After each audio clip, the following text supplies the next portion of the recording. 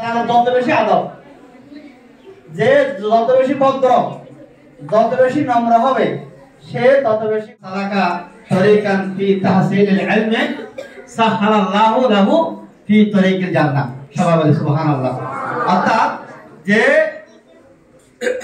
ব্যক্তি ধর্মীয় জ্ঞান, ইসলামের জ্ঞান, সঠিক জ্ঞান, সুন্নিয়ত জ্ঞান অর্জনের জন্য সুন্নি মাদ্রাসায় ভর্তি হবে, আল্লাহ তাদের জন্য জান্নাতের রাস্তাকে সহজ করে দিবে।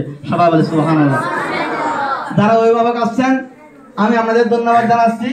আপনাদের প্রিয় সন্তানকে একটা সুন্নি মাদ্রাসায় ভর্তি করিয়েছেন এই জন্য, কারণ আমাদের বড় আকাবাররা, বিশেষ করে আমাদের আল্লামা শহীদ নুরুল ইসলাম ফারুকী রহমাতুল্লাহ আলাইহি ফরমাইয়েছেন, আপনার সন্তানকে ওয়াহাবি মাদ্রাসায়, কওমি মাদ্রাসায় দিবেন না।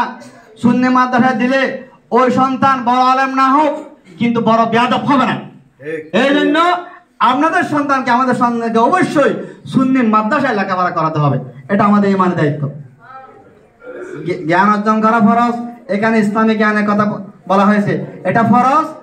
আর আমার রাসূল বলতেছেন, যে ব্যক্তি ইসলামিক জ্ঞান, সঠিক জ্ঞান, কোরআন হাদিসের জ্ঞান অর্জন করার জন্য, রাসূলের মহব্বত পাওয়ার জন্য ঘর থেকে বের হবে, রাস্তায় বের হবে, আল্লাহ পারুল আমিন তার জন্য জান্নাতের রাস্তাকে সহজ করে দিবে। সেজন্য আমি সবার শুকরিয়া আদায় করতেছি। আমরা সবাই চুপ থাকবো। একটা হাদিসে পাকের মধ্যে আছে যে মান সাকাতা নাজা। আমরা চুপ থাকবো। আমাদের ওলামায়ে কেরামদের বক্তব্য, আমাদের অতিথি মহোদয়ের বক্তব্য, আমাদের মুরিব্বিনে কেরামের বক্তব্য আমরা শুনবো এবং আমরা আমল করব। আর আমার পূর্ববর্তী বক্তা আমার মোজাম্মেল হুজুর বলে গেছেন, এই পরীক্ষাটা হচ্ছে নিজে